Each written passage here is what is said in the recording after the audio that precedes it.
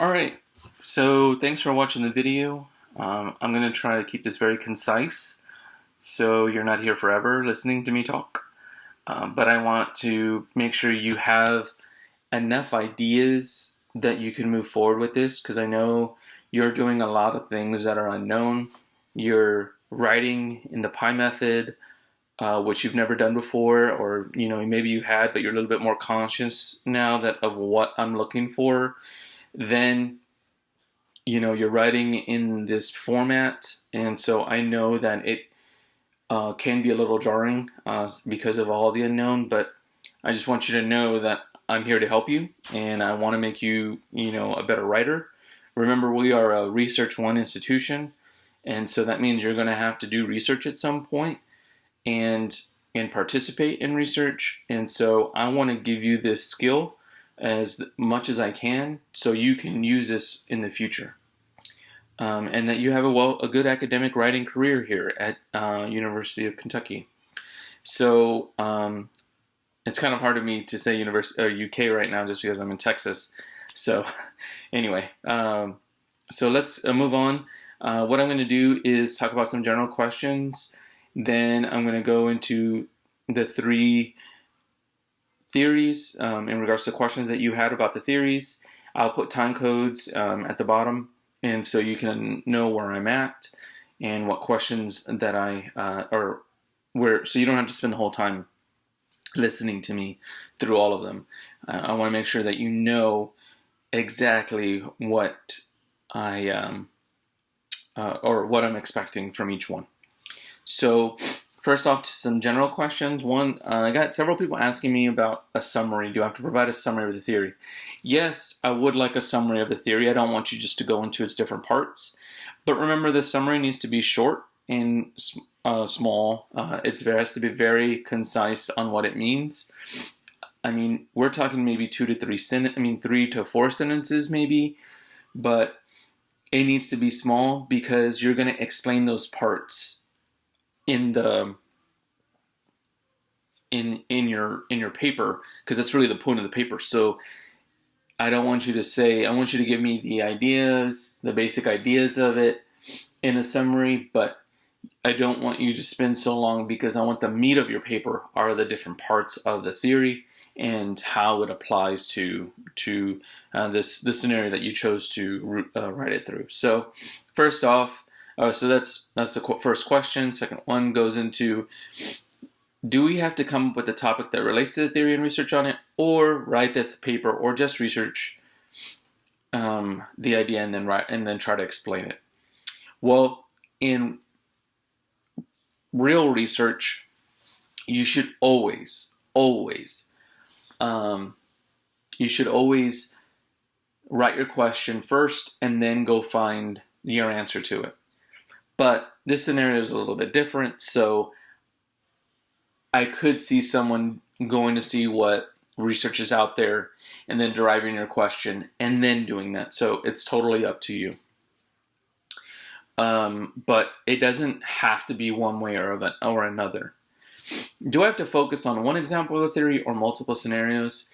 This one is, again, totally up to you. However, I can see, let's say for relational dialectics, you talk about cross-sex relationships, which are more like friendships.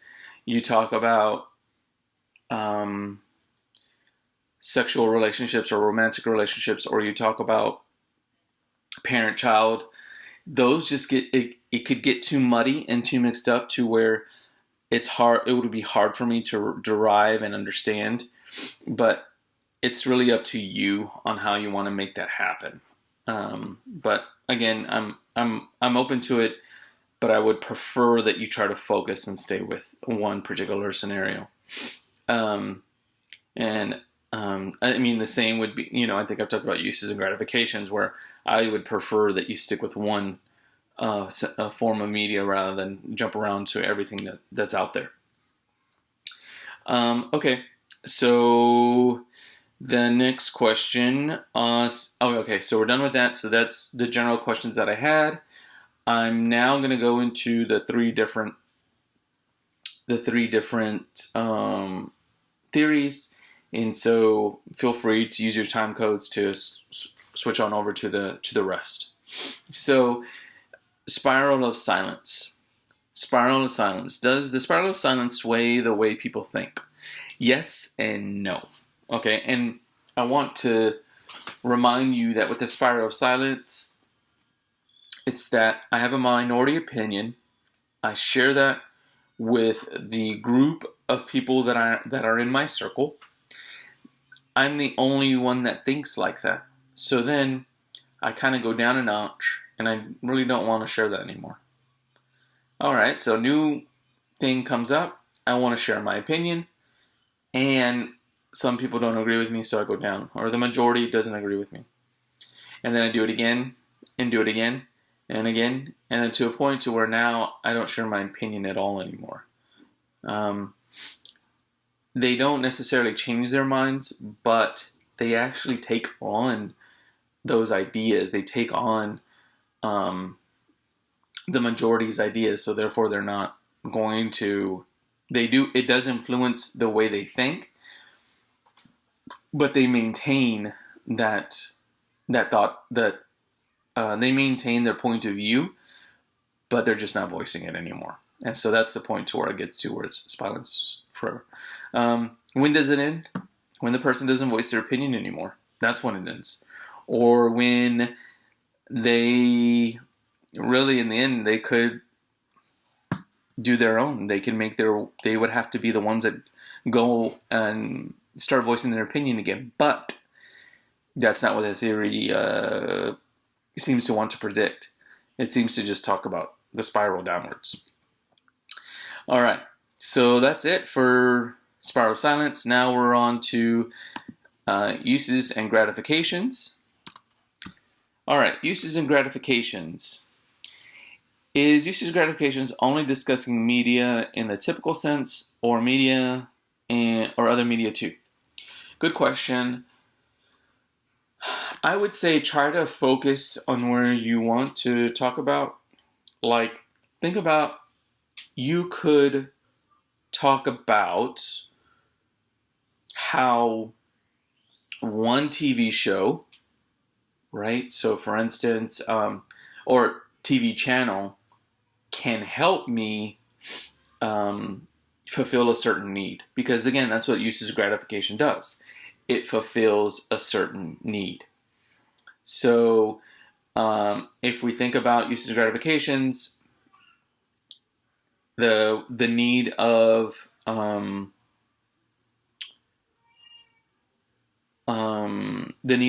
knowledge, or for education, we can get that through Discovery Channel, right? We can watch that. We can be fulfilled that way. We have PBS. We have DIY Network, right? All those things are teaching us how to do something.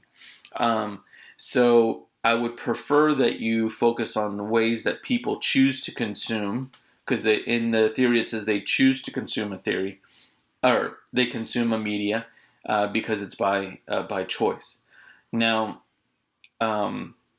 which kind of leads me to the second question, which is it says it's talking about faults, the faults to uses gratifications. I don't really think you need to talk about that at all, but the only criticism that really comes up was that we choose the type of media that we consume.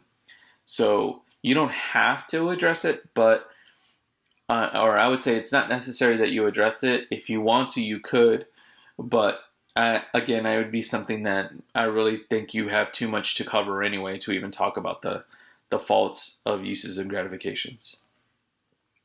Can you write about the effects of the media or the effects of social media? No, because remember, it's not really about the effect that it's having on people. It's saying that I am choosing to do that. That's it. It's a one way on how the theory is saying. The theory is saying it's a one way.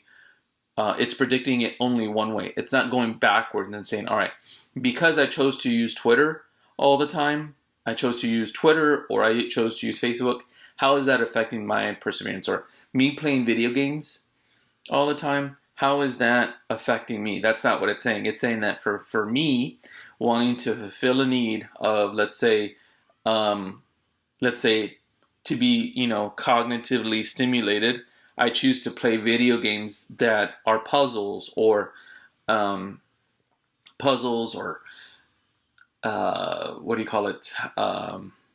Riddle type games, or look at, play board games or strategic games.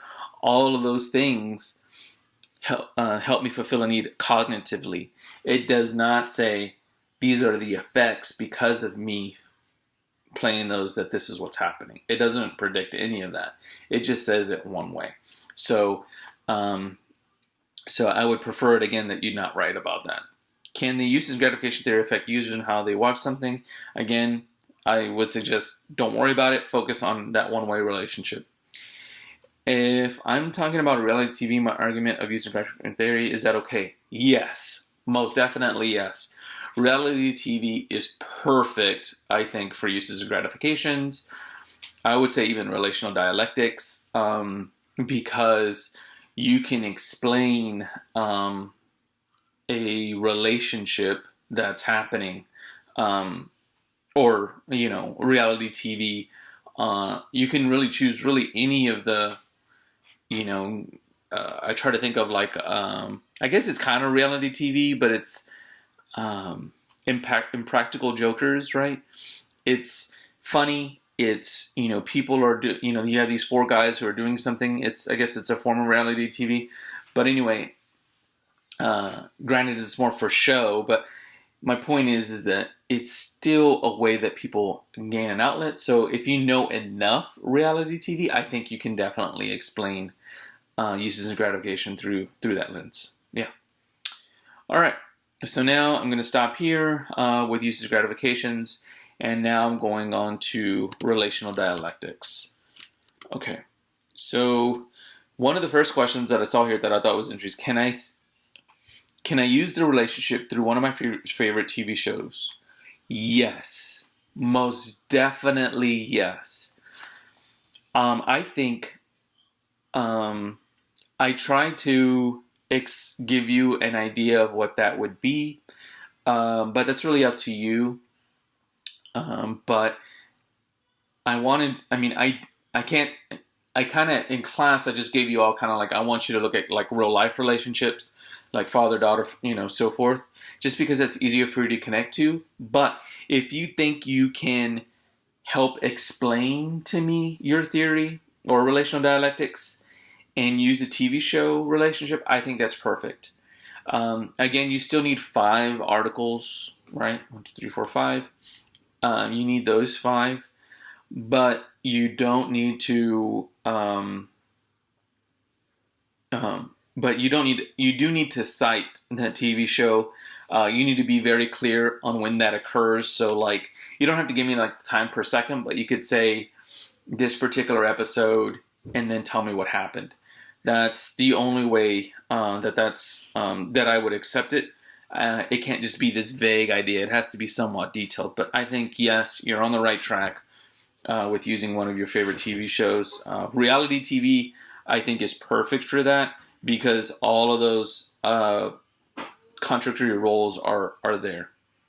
So next up, we have relational dialectics theory. Is it for dating or any relationship? It's for any relationship. Any of the relationships that we're in, we will always have relational dialectics. So what I mean by that is that I will have a tension between 2 different things. So for any relationship, there's always going to be those 2 things. For me, wanting to be around my parents, at some point I want to be away from them, so I want to be autonomous. I want everything to be stable, but in the same time, I crave change.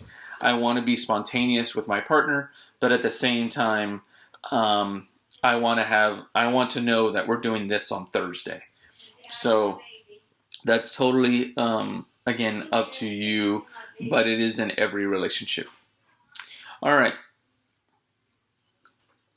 Relational dialectics deals with your relationship with people. Yes, it does deal with just people. It's not just, it's not with anyone else. I mean, I can't say you could do that with your dog or anything, but it's with people. So, still don't understand the core of relational dialectics theory. I'll come back to that one. How far is the application of relational dialectics spread? I mean, it's what it is, right? Relational dialectics, again, says that every relationship, we have 1,000 contradictions.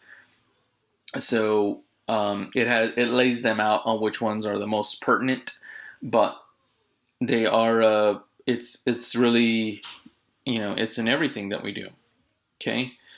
So that one, again, is totally up to you. Or for you to read up on and see how it goes. It really, in the end, you do the research, you find out what it says, and then you apply that and then write about it. Okay, so the last bit I want to talk about with relational dialectics is, again, the relationship. Every relationship, you have to be able to understand and see it, that everyone wants there to be this contradiction of, I want it this way, but then again, I want it that way.